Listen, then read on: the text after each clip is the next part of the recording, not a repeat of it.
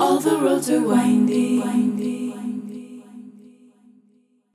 Welcome to the show, Christi. I am so thrilled to have you back. This is your first time, so you've been on Dream Freedom Beauty back in the day, but this is your first time on the official Earth Speak, so welcome. Yes, I'm so excited. Thank you for having me again, Natalie. My pleasure. I'm super excited to get into talismans, magic, embroidery, the above, below, or all the things that I just love the swirl of worlds you walk with. So, yeah. So before we begin, would you like to create the space for us and open maybe with a little invocation? I would love to, yes. I'd love to just bring us back into our role as a part of nature, back into our bodies. And for me, that always begins with the breath. So when we can allow our breath to deepen, we can allow our cells to take in more oxygen. We allow our brain waves to sort of tune back into the vibration of the natural world. So I invite you all to just close your eyes if you can. If you're in movement right now, then maybe just close your mind's eye a little and tune into the rhythm of your breath. And feel the oxygen nourishing you on a cellular level on each inhale. And on each exhale, feel the release of tension, the release of all that doesn't serve you.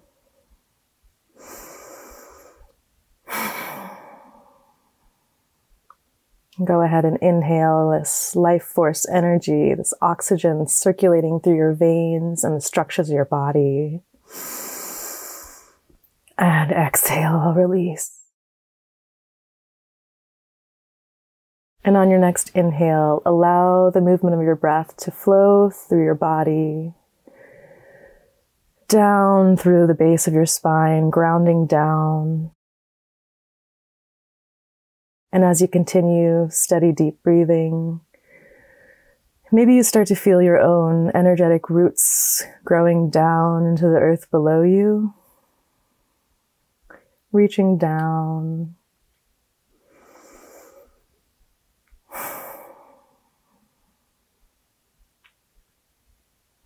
And as you begin to emulate this tree-like form, feel yourself growing out of these stable roots. Feel them reaching deeper into the ground. And feel the crown of your head pulling upwards towards the sky. And feel this exchange of energy, your roots sinking deep, your crown rising high. And maybe feel the connection with the nature beings sharing the space above and below you. Maybe flirt a little with some nearby roots. Maybe tickle a little worm.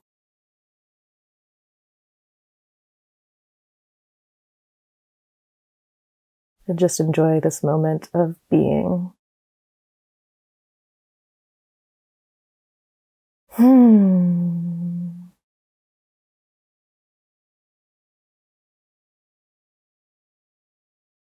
And as we return to the physical spaces that surround us, gently pulling your roots back up into your body, coming back into the space, thanking the earth below for all the nourishment, and thanking yourself for taking the time to tap back into your nature body.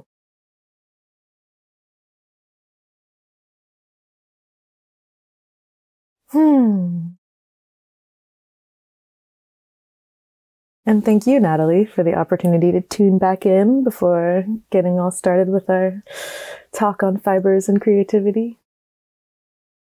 My pleasure. That was so beautiful. Thank you. I love the part where you're like flirt with some roots, and then I was like, ooh, some fungi, mycelium. Yeah. Like, ooh, there's a whole party going on. Totally. Yeah, it makes you wonder what the tree's roots are doing under there. It's just like, hey, what's up? Hey, what do you got over there? You want some of this? Got some extra potassium. Totally. Yeah. Oh yeah, I figured your studies with soil science might open that up a little more. That was fun. That was really fun. Yeah. And feels good. Thank you. Yeah. So I'd love to hear, what are your ancestral lineages? There's a lot.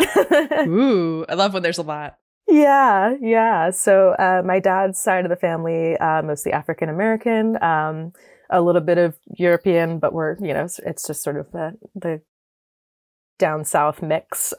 Maybe possibly a little bit of native. There's sort of like, again, it's hard to tell. So much of the history on my father's side has been lost, and so it really is just kind of picking and pulling from DNA tests. But we do know, sort of west coast of Africa, Ivory Coast, and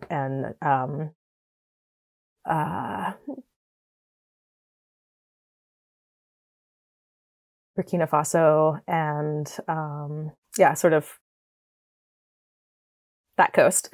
And then on my mom's side of the family, it's Irish, German, Austrian, Hungarian. So a little bit of everything over there, or a nice broad mix on that side as well. And my grandmother, of that, the strongest is probably Irish. My grandmother was Irish. Her parents came over from Ireland. And then my grandfather was Austrian, Hungarian, and German. Wow. What a mix. Yeah.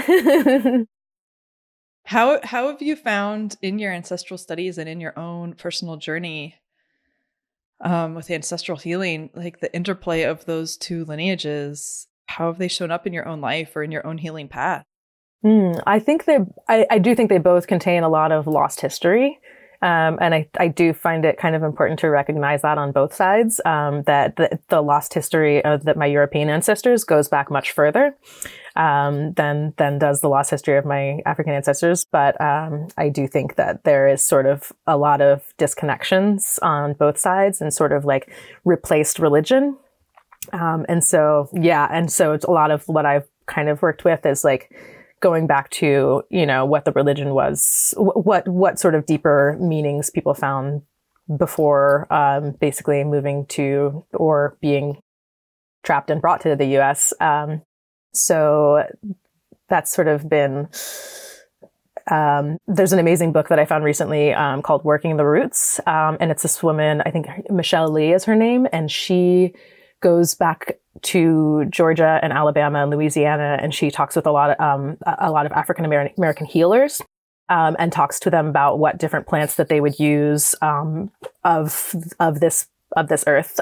So maybe not things that they would have used in Africa, but basically what they found when they got here, when they were shipped here and were forced to kind of create a totally new healing modality. And it's just so beautiful in the way that she kind of cross-references. It's like, okay, this 93-year-old woman talking about yellow root, like I need to find this yellow root, and you find out that it's golden seal.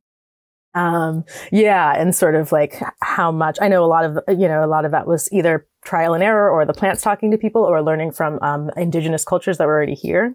But then on, my mom's half, it's also like what was going on in Ireland before, or what was the sort of deeper meaning of things. And my grandfather's Hungarian family, whereas growing up there, both my grandma and grandpa on my mom's side were very Catholic. Mm-hmm. So, wow. How has that, just looking at your work and what you do with talismans and embroidery and magic and garments and sacred adornment and all this, this is a big question, but how has that influenced your work, going back to kind of exploring the pre-religion takeover days, Yeah. Yeah. I think it comes down to recognizing how much of it is based in the just in the experience of like being a being on the earth, and where you are and how the plants that are growing around you, how your climate influences basically just staying alive. I think so much of it from the beginning was like, okay, what's the best way to stay alive? And I think that's so much of where religion comes from. And it is like, part of the reason people join religions is because it's kind of like this tribal idea of like, I need to join what the rest of the people are doing because I need to stay alive. Which it's rooted in pre-human sort of experience. And so just realizing that, even this is kind of taking it off a little bit, but like we recently got a log splitter. And so my boyfriend's been working with getting larger chunks of wood and then cutting those down, splitting them and then stacking them, and having the realization that like, this is something that like in modern era, like you can heat your house with electricity, you can heat your house with oil, you can heat your house with wood. Like it doesn't, it's not a big deal. But there was a time when like the tree was symbolic of like, so many things. It's symbolic of being fed. It's symbolic of keeping warm. It's, it has all of these deeper meanings to it. And so I think that basically that through line running through, and you see that through symbolism, where there are certain symbols like the tree, the sun. These are everywhere. Everywhere you look, they're going to be, any culture is going to be finding those very important because it's life sustaining. It's all about like, how do I stay alive? Totally. Makes sense. Yeah, I imagine too, like just what you were saying with that book, which we'll list that book in the show notes as well about the roots, but that's so interesting to think about, it's about staying alive. And I wonder how much of that just, exploring how they used the plants of this new world, how that correlated with or gave insight into spiritual and traditional practices from Africa and from their, home lands and home lineages and home villages and tribes, like how much of that was able to be a doorway, even though it was a substituted plant, into something else that related to how to stay alive from, there's just so much there too of like totally different climate to here, but like, I don't know, did she talk about that in that book? And I've only read like, probably the first like quarter of it or so. And then there's a whole like kind of herbiary in the back, and I've researched like more specific on different herbs. It's like, it's probably like 300 pages and like set like 8.5 by 11 sheets, fully text. So it is a thick volume. But it is more of a, like a personal account sort of situation. So she's actually talking to people who are alive now and talking to them about what they learned from their ancestors. And so it's a little bit more, dialogue based. But it is really interesting seeing kind of some of the, I hate using the word superstition because it's like these superstitions were before they were superstitions, they were religion. They were the ways that you acted in the world. They were rules that you abide by to make sure that, you appeased whatever you're worshiping or whatever you think that, whatever your idea of what's giving you food or what's giving you rain. So I hate using the word superstition, but there was a lot of these these kind of generalized ideas that were interesting where they existed in Alabama and they existed in Louisiana and in Georgia and South Carolina, and seeing, these different groups, that have some amount of contact with each other, but still in some areas were relatively isolated, like the Gullah Geechee, which are the sea islands in the Carolinas. And so, yeah, kind of realizing how much of this goes back into deeper meanings. And like I said, it's like, I've had this book for like a month, so I haven't haven't gotten real deep into it, but it's just like, it's really incredible kind of reading the experiences.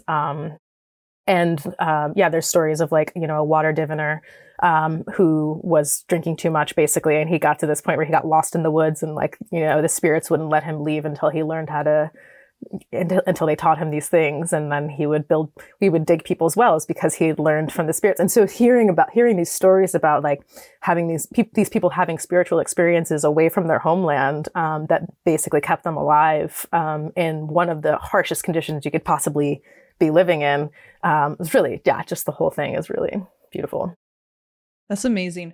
And I imagine, when I hear you talking about this, I can think of how knowing this consciously can help someone perhaps interpret things about themselves.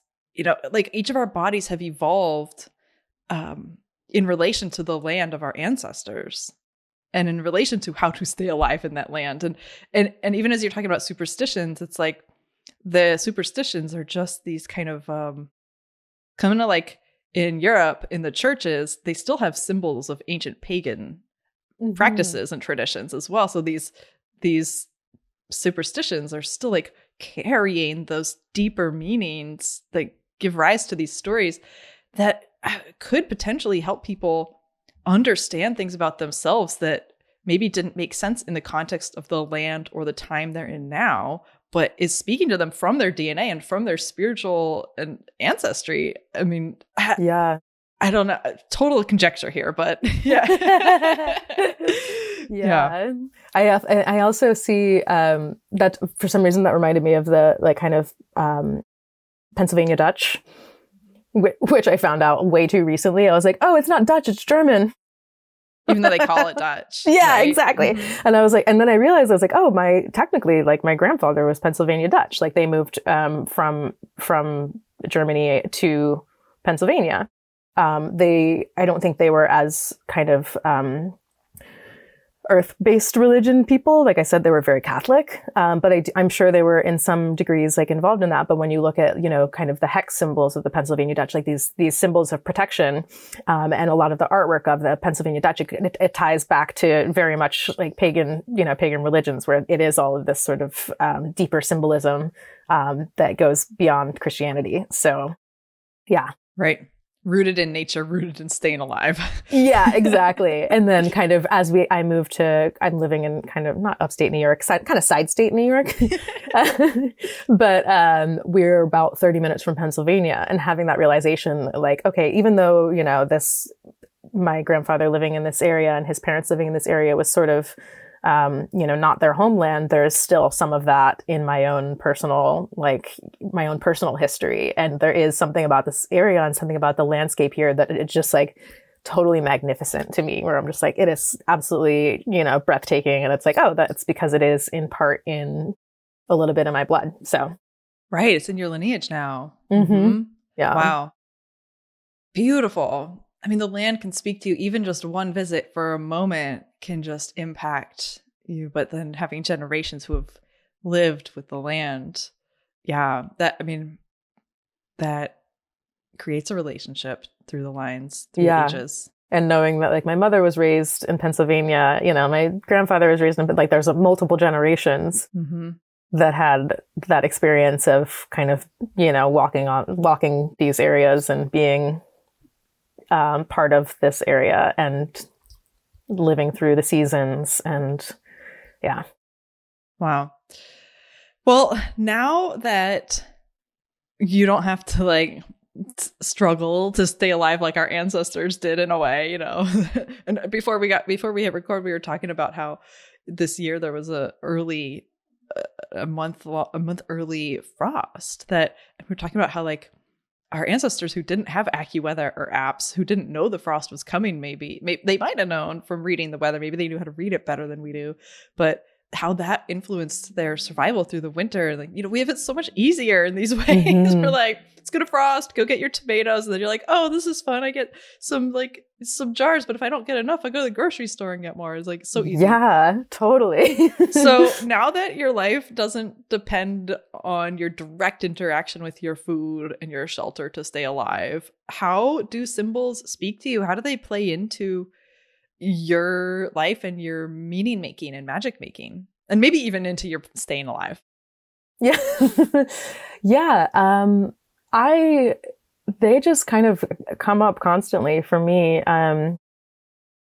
Symbols they just exist in the space. And also, sort of seeing their origin in different things. Like seeing the certain shapes in nature, where it's just, the more that you kind of experience the cycles and the more that you're, sitting much closer to those cycles, like us having to chop our own wood, us having to, grow a lot of our own food by choice. When I say have to, we don't have to, but it's a choice that we have made. And sort of understanding, like right now the apples are ripening, or like kind of at their ripest, and recognizing how much of a part of ritual that was. And this sort of, how these different, plants symbolize different parts of the year, and how certain, evergreens or the kind of cycles, the yearly cycles of certain trees, like when the maples start, running sap, like that's there's so much sugar in that. And that's like if you're trying to survive, like sugar is a big deal. if you can't buy it by the 5-pound bag at the store. So yeah, recognizing oh, okay, that makes sense why the maple tree has all of this, kind of deeper meaning behind it. And understanding that, having that, deeper connection with actual plant and animals. And I think, like you were saying, like maybe maybe our ancestors were reading the weather in a different way. And it's also like, okay, watching the birds becomes a totally different thing, because the birds can tell you probably when the next frost is. You can tell by what they're harvesting or what's going on. Like there's these sort of like, if you're sitting still long enough to pay attention, sort of requirements of being able to interpret those things. So yeah, I don't know if I answered your question, but totally. Oh, look, this is not a test. There's no right or wrong answer. Okay. This is just exploration. So, I think that's so cool. I love this concept, which has been lost in our recent generations as we've become so separated from nature and from our direct food sources and from the cycles. We've been with our heat and our air conditioning and our internet and our grocery stores. We don't realize how precious it is to be warm in the depths of winter, or to be fed in the depths of, so much is around winter. Let's be honest here, winter's intense, right? Yeah. Or to have fresh water, clean water that's potable coming out of our taps. Like these are miraculous things. But then something you said too, it reminds me of this article I read of, so this researcher, I can't promise y'all, dear listeners, if we'll put this in the show notes, because I'm going to have to dig deep to find this again. Hopefully I saved it. I don't know. But I read this article where this researcher noticed this correlation between this particular bird's migration and how intense the hurricane season was. And the migration happened months before the hurricanes came. And through his studies, he's seen that reading the actions of these birds can predict the hurricane season better than any meteorological model. Wow, like, that's amazing. How amazing is that? Yeah. And I sort of feel like if you like got into a time machine and went back 400 years and asked people who were indigenous to this land, they would be like, yeah, oh no, duh. Right? like how do you think we have survived all these years? By reading the birds, Right? Yeah. And Totally. I feel like that's so much of what's been lost as this nation has been colonized, and even as our ancestors back in Europe and back in Africa, as these ancient traditions and people in relationship with the land have been disturbed. We've lost so much of that. So, and I think too, like then, having even just with the foods that we eat, it's like I'm a firm believer that like what is growing around us right now is what's going to nurture you. Like if you're sitting on this land and you're dealing with this climate right now, the foods that are growing and the foods that are ripening now are the ones that are going to nurture you. And so that's why it's like I have a hard time buying like tomatoes in the middle of January at the grocery store. A, because the tomatoes in my freezer are going to be way better, but also because I'm just like, these wouldn't be growing here. Like I'm going to be eating cabbage. I'm going to be eating, potatoes. I'm going to be eating squash and like all the stuff that will sustain through the winter, because that's kind of how we've existed this long, is by eating what is growing. And to the same degree, I think, like when I hear about people having like raw food diets, it's like, if you're living in Costa Rica, that's great. That's probably exactly what you're supposed to be eating, like avocados and fruits and like having this really, rich diet. But if you're living in New York State in the middle of February and you're on a raw food diet, like that's not helping your body handle the cold. That's not, insulating you in the way that you need to be. You're not fully protected. I don't know. That's my own little soapbox on diets.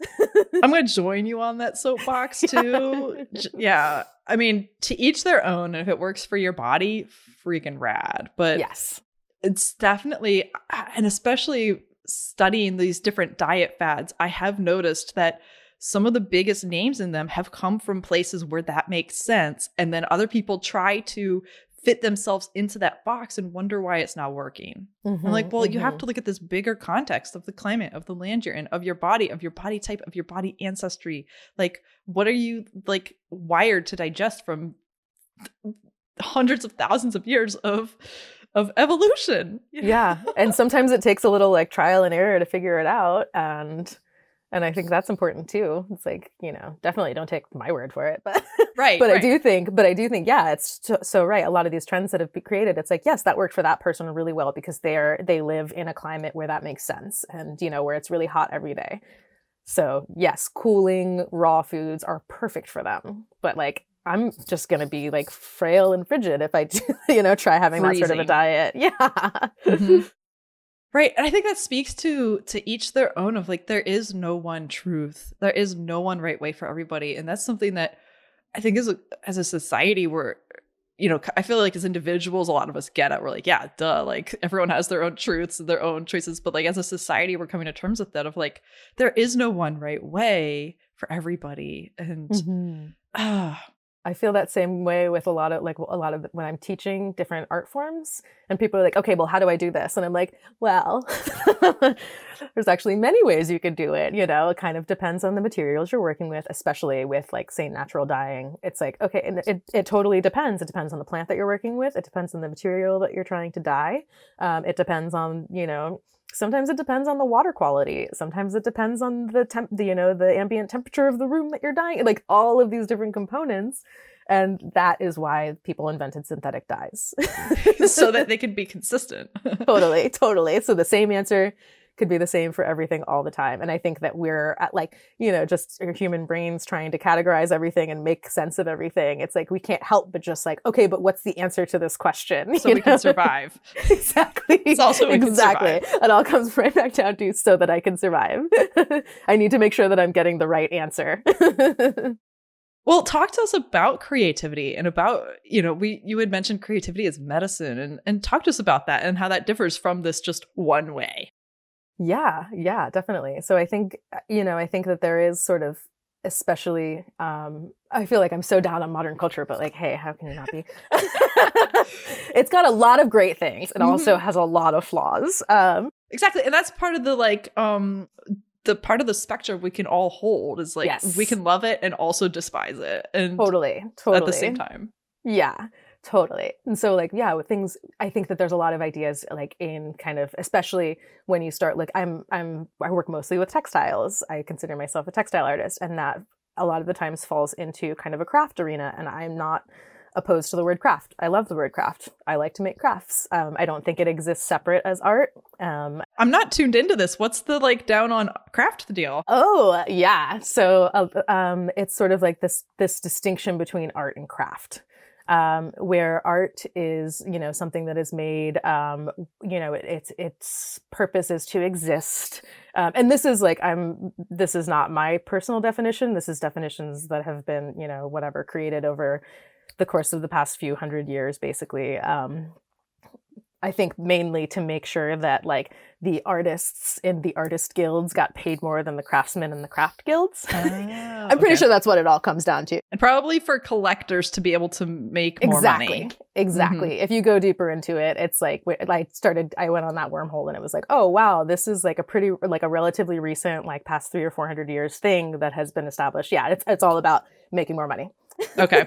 Rad. Okay. But yeah, so art is defined, as this like thing that exists for the sake of existence. It doesn't necessarily have a purpose. Whereas craft would be, so an art is a painting that someone would make based off of whatever sort of artistic and, impact they wanted to make. Craft would be something that had a purpose and would maybe be repeated. So if you see like the beautiful sort of like Balinese carved sculptures, that's considered craft because they're not an artisan, because they're not creating their own designs and they're not. So it's sort of, but at the same time, that experience for them is, I feel has the same impact as someone else making art, where you're like, you're constantly kind of in conversation with the materials, you're in conversation with other spirits that you're working with. And I think that kind of putting that down as craft as opposed to art. And that exists also like kind of in the modern marketing where it's like Joanne Fabrics crafts, like if you're buying your materials from Joanne's. And I also, it could get into a whole gender discussion with it too, where it becomes gendered, where, women sitting around and embroidering patterns are not doing art, they're doing craft. And so it's like homemaking, which has been so relegated to this like not really lower than, when like we actually couldn't exist without it. Exactly. Like again, staying alive. This is what keeps us alive, is people cooking and people mending and people, that's literally how we've stayed alive for this long. It is very valuable.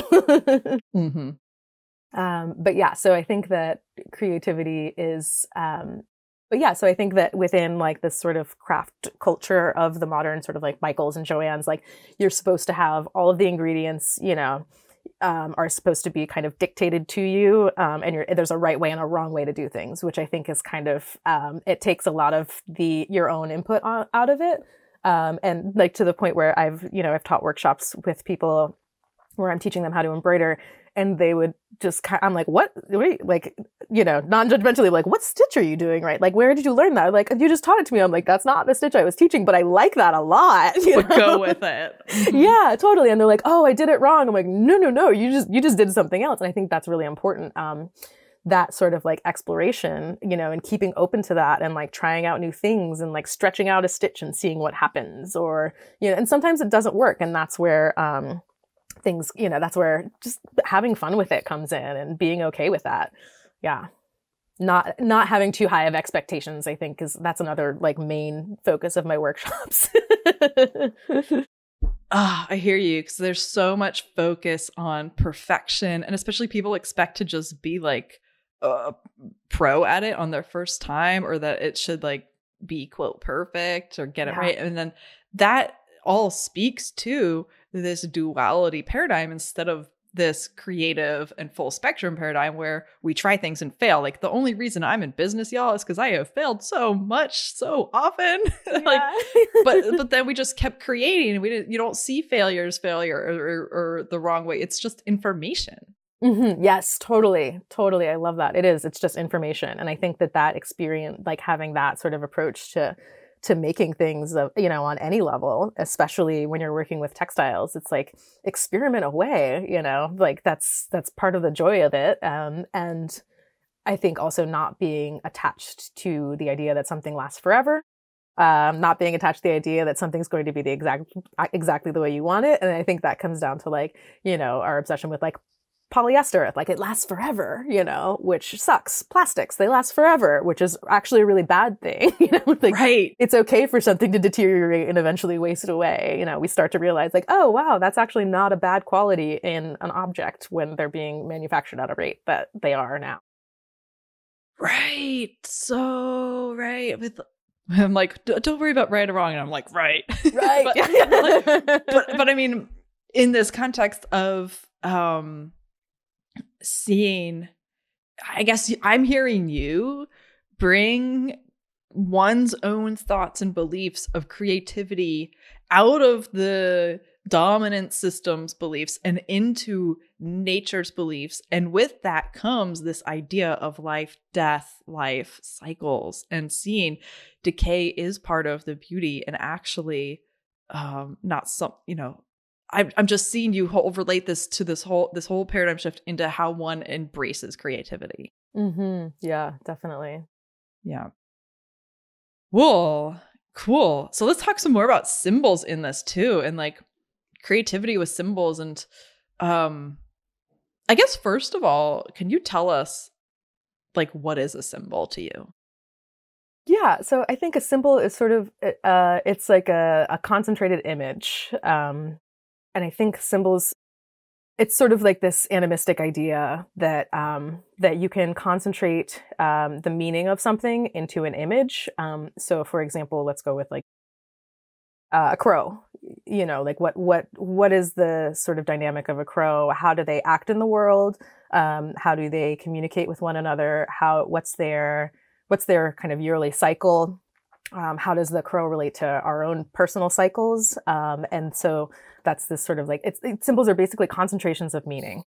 And then being able to use that in a way where that symbol then represents everything that the crow represents. And so it's basically like, it's holding the spirit of this animal or this tree or whatever it is. It's like an extension of, an extension of an animistic belief that each rock, each river has its own spirit, and then bringing that into in my case, into a textile, then infuses that textile with the spirit of that being, whatever that being is. Oh, I love that. And then how does that weave into your magic making in the world? Yeah, I mean, I'm trained as an artist and as a fashion designer, and so I work with clothes. I like working with colors, with clothes, with embellishing things, just kind of making textiles more colorful and more fun, and just kind of, as I feel like as I progressed, as I grew older, it was sort of, I became more concerned with like, what were the images that I was using and why was I drawn to them? And what were what did they exist as? What did they mean before, before I started working with them, even before the person who I saw working with them was working with them, kind of what is their deeper meaning? And so that brought me into, looking into embroidery in different cultures, and how it was used in different cultures, and each culture has its kind of own embroidered language. Most of them are lost by now, like what the exact meaning are, but they still are carrying through. Like if you look at it, Uzbek Suzani, the symbols are basically the same as they were, but a lot of these textiles have become more commodities than having an actual religious purpose. So yeah, I think for me, it's like within my own work, it's sort of weaving back in, use textile slang, like stitching back into the fibers. Yeah. Weaving sort of that meaning, that original meaning and intention back into it. And kind of thinking about like how we can be more intentional about the designs we create, and consider even, sometimes something will just come to my mind and it's like, oh, okay, that would be, I would love to have this sort of like layout with this up here and this down there. And then I'll usually go and kind of do some investigating on like what different cultures have used that. And, and sometimes it'll be like, oh, wow, that's like, a pretty standard thing for this, for like a Yoruban, like side bag or something, like a little pouch that they would carry this in. So kind of exploring how things might show up sort of in different ways through either the subconscious or through my own artwork, or through looking at ancient artwork, looking at modern artwork, and seeing the thread that follows throughout history. Cool. And thinking about that, like the crow example, it sounds like with symbology and with your embroidery and bringing it back, kind of reclaiming it from being just a commodity to being something, it sounds like you're reweaving relationship back into these things that we just kind of take for granted. And as you're speaking to all this animism aspect of it, is not asserting is not necessarily the right word. I guess affirming oneself as part of this bigger living world in relationship with these beings. And like, so I guess it sounds to me like sometimes you might choose a symbol, or sometimes you might just receive a symbol to work with. How do they play into your intentions in life, which I guess comes back to like surviving, right? But also is taking surviving beyond that and thriving as well, because we have so much room to thrive in the modern world as well. Yeah, definitely. I think it really, sometimes it's like the idea that some things just kind of show up and their meaning gets exposed sort of later. It kind of unfolds. Kind of like a dream. Yeah, totally. Where all of a sudden you're like, oh, wow. Oh, I see. It's like, yeah, just thinking about a dream that I had the other night. But yeah, it's like, one of those things where you're like, oh, all of a sudden you start, hours after you've woken up. But in the case of symbols, it might be like weeks later, after I've seen something that I was really drawn to, where I kind of realized how that spoke to that exact point. But also, that comes down to like being open to kind of giving time for that interpretation, and also reflecting, giving time for reflection. And I don't always have that. I don't always give that sort of time, but when I do, it's always like definitely worth it. It's like, And I think that's the beauty for me. That's what I find so beautiful about like studying tarot or even working with cards in general, you know, different oracle cards and things, is seeing, going back and reading what cards that you pulled for certain periods of time, and like all of a sudden having a greater understanding of what, why that kind of showed up for you in that time. Right. Kind of what the energy was heralding in a way. Yeah. Like I think for my birthday this year, my birthday's in January. Aquarians. Yeah. And I pulled from Kim Cran's archetype. I pulled the Apocalypso. Wow. And was like, that's not a very fun birthday card to pull. And I was like, oh. We have like been in the apocalypse for 2020. I just thought that was so funny. I was like, oh, and I think I pulled from 3 different decks. I think there was like a 10 of swords in there. So like basically I pulled it. I was like, this was not fun. Can I just like fast forward to 2021? And like in hindsight, I'm like, I was given the signs, I just didn't listen, you know?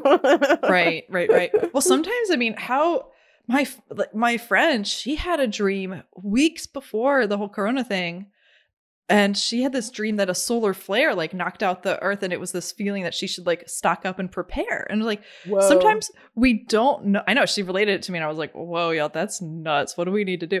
And then it came to light that we like the shortages and everything, and people being locked up in their homes. And I mean, sometimes we just don't know how to interpret it too. It's like, but I even find that it's affirming that like, oh, it's wild how that just comes through and is kind of affirming of like, okay, this is where I'm supposed to be, even though it sucks right now in a way. Yeah, totally. And that brings, again, it's like the death and life cycles where it's just like, we don't always get to be, you know, it doesn't always get to be summer. Well, let's talk about that, because something you've said about stitching is, I love this because we're preparing to do, you're going to lead a workshop on embroidering a talisman here at Earthspeak, which I'm so excited about. But in preparing for it, you've shared about how you love embroidering talismans, especially with herbs, as this meditation of connection with the herbs through the winter. And taking it further, you talk about how with each stitch, you're going above and below, like into the underworld, up into our normal world. Do you want to talk more about that? Yeah. I mean, definitely the interaction with the kind of herbs as a source of inspiration for embroidery, it like requires you to basically study the imagery.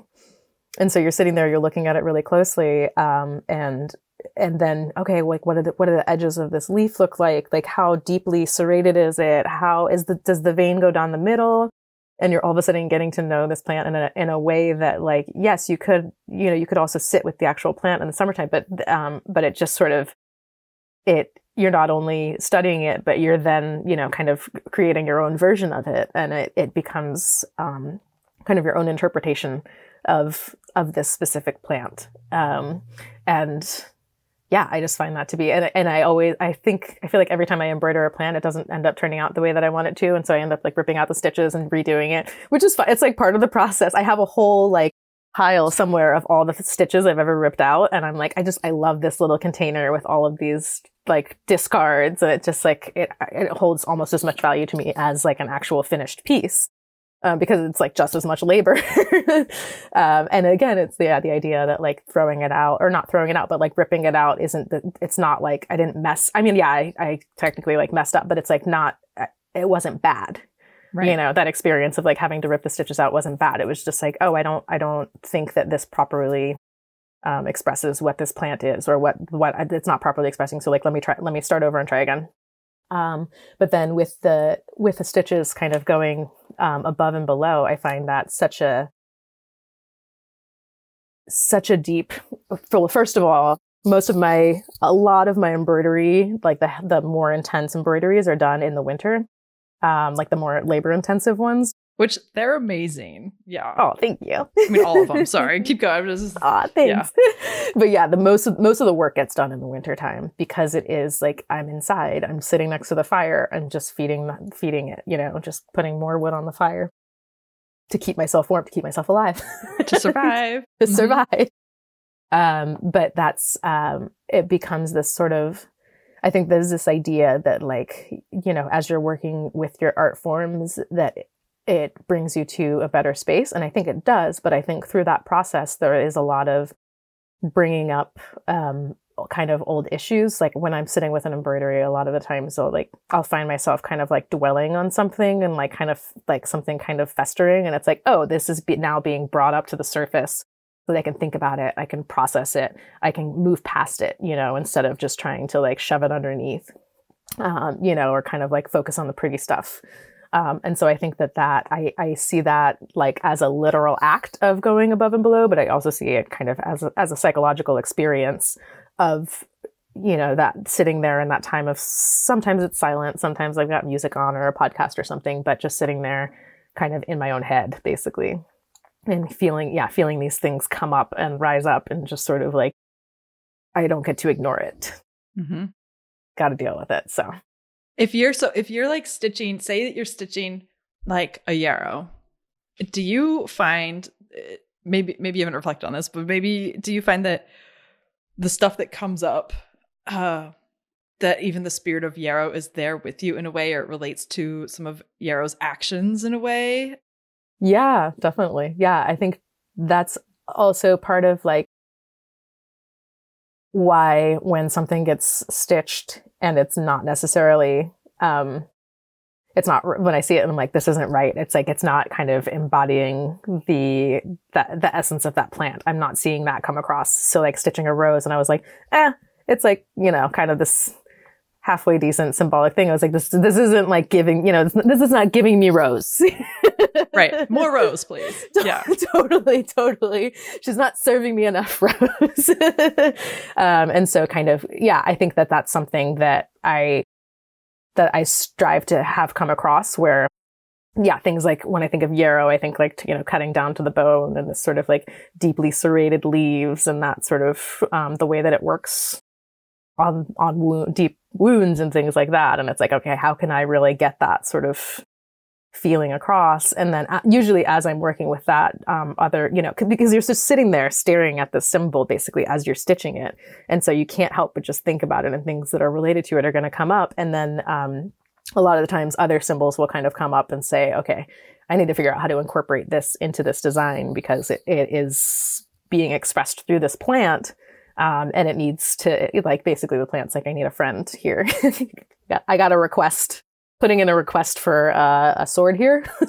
Right. It's like a little ally. Mm-hmm. Yeah. So cool. And it's kind of like the plant speaking to you and you listen. I mean, you're all engaged in this creative healing loop. I love how with stitching, even, I know some of the stitching's like embroidery, but stitching in the act of sewing as well. It's like bringing together these fragmented pieces through going into the above and below.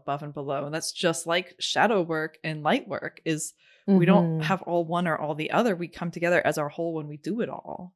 So I love this whole symbology around sewing as its own symbol. Yes, definitely. Yeah. And having that, piecing together of sort of separate elements. Yeah. Okay, Christi, I'm so stoked about your upcoming book. So far, working name, I don't know if this is the final name, but like Illuminated Stitches, right? Well, we're going to change it. Mystical Stitches. Ooh, I like that. I think that like has more of the oomph. Yeah, I think they were afraid of the Illuminati reference. I was like, it's not Illuminati, it's like illuminated manuscript. And I think that was basically which I was fine with. And I'm like, not everything that has the word illuminated, it means Illuminati, but okay. I think mystical is great. Yeah. So in that, super cool. How has birthing this book affected your creative process, and what kind of is different about your life lately, you know, in making this book than maybe past years? Yeah. I mean, the book has been a process. Like first of all, I haven't had like a job where like somebody else tells me what I need to do for like 5 years now, unless it's something very specific, like sew this thing. And I'm like, cool, I can do that. But as far as like being held to a schedule, and being held to actually finishing it, that's been totally new, which is a great experience. I'm so happy for it. I'm like, that's something that I really appreciate as a person who's constantly like, what about this? What about this? What about this? And like knowing that I'm like contractually obligated to finish this document. No pressure. Yeah. And so it was like, even when I'm like, I don't want to do it, it was like, okay, but I don't get to not want to do it. Like, I'm going to have to figure out a way to want to do it. Mm-hmm. So that's been interesting. And also, I didn't really realize it, but at the time, but I'm realizing it now more, where it's like my own skills of stitching vastly improved because so basically the book is, it's all about kind of embroidering your own talisman. And so there's 40 pages of hand-stitched symbolism and the meaning behind it. And so the idea is that you can kind of pull your favorite symbols and make your own composition out of it. So it's sort of like somewhere between designing your own and working with a pattern. So you get your own you get to infuse your own spirit into it. But so that experience of having to stitch, not 40, I think it's actually 80 pages, 40 spreads. So yeah, it's like 80 pages of symbols stitched. And so it was just like day in and day out of like, get the needle and thread, keep stitching, get the needle and thread, keep stitching, and having that sort of like habitual creative practice. My stitches got a lot better. And I also started to get better at, expressing kind of, and this is something that I wrote down after stitching a few pages that were not that great looking, where I was like, they're not there. And it was like, I'm not trying to reproduce the image. I'm trying to capture the essence of this image. That's what a symbol is. It is like a concentration of the essence of this being. So by reproducing it, I'm not doing it any favors. And I think that's like that's a line in one of my favorite embroidery books, but I just kind of, I came back to it a little bit later. But the line is, to reproduce a bird feather by feather is inhumane, but to capture its essence is divine. And that for me, I was like, yes. So it was basically the experience of, for each and every symbol, trying to figure out, and there are certain symbols that are like the spiral or a yin yang or, an hourglass, these different kind of things that exist basically in one form, or in a much more complete form, that are easier to translate. But then there's things like, the hawk or the salamander or, borage flower, where it was like, how can it's not my style to reproduce these precisely as they exist in the world. Like, the camera has already been invented. I don't need to reproduce it. I need to capture its essence in a stitch. Yeah. So that was kind of a lesson through it. And I also, did a lot more writing throughout the process. And so that was not necessarily something that I felt myself to be very strong with. Like, it's like, oh, I didn't do good in English class and all this stuff. And so it was sort of a spot for me where I didn't feel as confident in. And just through the process of writing it, and seeing the edits that were made, which wasn't very much, it was kind of like, oh, okay. I guess I'm better at that than I thought, or at least like for the sake of this exact application. Yeah. What a boost. So you're done writing and everything. You're just in the editing stage now. Mm-hmm. Yeah. Right now I'm going through the really fun process of explaining how each and everything was stitched. So I'm like going back into the photos, because like, God forbid I take good records on the front end and just write it down when I'm stitching it. No. And now I'm going back through all the photos and being like, is that a chain stitch? Is it a back stitch? Like, yeah. Wow. And I love how that I love this, especially for an Aquarian, of like this, we have a deadline, you gotta get, and how having to kind of do this one thing over and over and over again in a way, actually, instead of constricting your creativity, actually helped it evolve in a way. Mm-hmm. So I think that's cool. It's like these kind of paradoxical things that just a different outcome than you might expect. Totally. And I think that speaks a lot to like the idea of ritual, where it when you create a ritual, this like really not strict, but like these kind of guidelines and this framework for whatever you're doing, while it feels really constrictive, it actually gives you more room to expand within. Like all of a sudden you're able to kind of receive more information, because you don't have to think about like, right, when am I going to start stitching again? Or when am I going to do this? It's like, it's already this built-in ritual. Like, okay, I'm going to sit down and I'm going to do this from, Monday through Thursday from this time to this time. And all of a sudden it just, like you said, it becomes second nature. And it becomes this sort of like, you're doing it. And now you have more room for other information to flow in without having to try and like pull it out or squeeze it out. It's just there. You have an avenue for it to flow through. Mm-hmm. I love that's so on point with a ritual container and just you got to have a container to work in. That container might be really big for some people, but I reflect that I have found the same thing of like when I just have open-ended every possibility in the universe, I'm frozen. But then when I start to attune to myself and be like, okay, well, what are some edges? They might be really far, but it's like having that container gives freedom for me too. Yes, so, totally. Yeah, I love that. I like that too. Where are the edges? Mm-hmm. Right. Some people might need like a really little box container, and some people might need like a huge, like country-sized container. Who knows? Totally. Each their own. Yeah. Wow.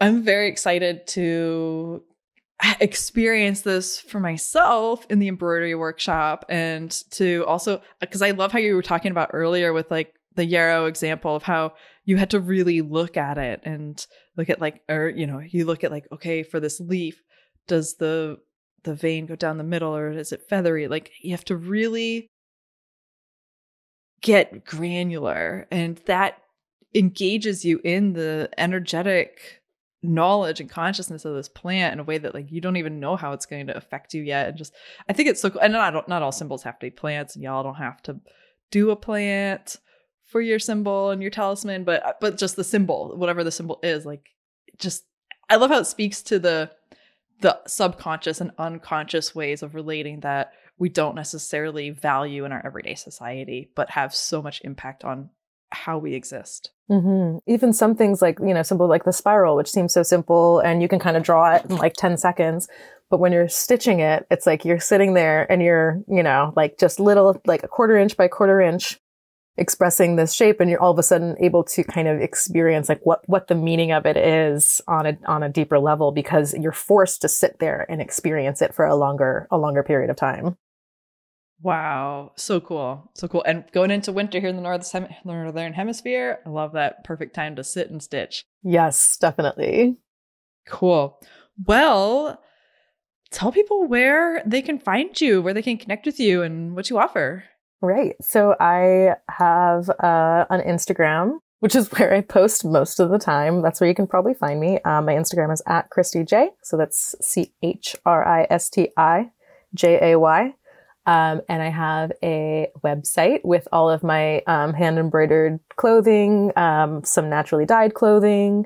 I work mostly with vintage pieces, but I also do some kind of newer clothing items. I also offer hand embroidered talisman. And online resources for embroidery. So we're going to be doing this workshop for a talisman with Earthspeak, which I'm very excited about, on November 13th. But I also have on my website, there is the totally free embroidery resource. I call it the Embroidery Portal. And I have stitches. I have videos of a bunch of different stitches. So you can learn basically like from the beginning up, learn all of the skills there. And then I also am going to have another workshop that will hopefully be out very soon. I'm almost done writing it, but and that's Magic Threads, and it's more about finding your own creative practice through embroidery and learning different elements of design and being able to express your ideas through embroidery. And that will be kind of a self-paced workshop. But the Earthspeak one is going to be live. So all about talismanic embroidery. Yeah. And we're going to do a nice like guided visualization meditation to begin with. We're going to have some fun breakout groups. But yeah. Oh, and my website, I didn't even say, my website is mixedcolor.net. And Mixed Color is kind of the name of my collection of clothing, and it's just kind of taken over. That's where all my stuff lives on the internet. Perfect. So that's where you can find the Embroidery Portal and all my other art stuff. Awesome. And we'll, of course, have all those links in the show notes, y'all. And definitely, I love your newsletters. I love getting them. So I want everyone to go sign up for your newsletter and get into the embroidery portal. They're so pretty. And then you say something thoughtful. I'm like, nice. Yeah. Yeah. I try to make it worth people's time to be, you know, to give you something to kind of think about and some stuff to go check out and some nice things to look at. So yeah. Thank you. I appreciate them. Yeah. It's so good to hear. Yeah, I know, right? We're all like inundated with emails. Does anyone ever read these? So yeah. Yeah. But then I know it's like the artists that I know and love, I love getting their emails. So I'm like, okay, I still have to send these because I know that even if some people are annoyed by it, that those aren't my people. Well, I'm voting to please keep sending them, right? Aw, yes. thanks. And you and any artist out there, God, I think it's so important too to just keep sharing, you know? Yes, definitely. Cool. Well, thank you so much for being our guest, and super stoked for this workshop coming up. And yeah, just super rad. I'm super stoked. Thank you. Thank you. Yes, wonderful. I'm super excited for the workshop too. It's my dream workshop. I was telling Natalie before that I had it planned for March, and I had even like booked the place and had all, you know, was totally ready. And then we all know what happened in March 2020. So the workshop didn't happen. So I'm really excited to bring it to the internet now. I think it'll be really fun. And now we can have way more people in it, which is going to be exciting. So it's not going to just be like, yeah, because we'll have more room. Yeah. Come stitch a talisman and make a friend, y'all. Yeah. Cool. Well, we'll see you there. All right. Bye. All the roads are windy. Listen to over 200 free Earthspeak podcast episodes on your favorite podcast app and visit earthspeak.love to learn about our collective community and workshops.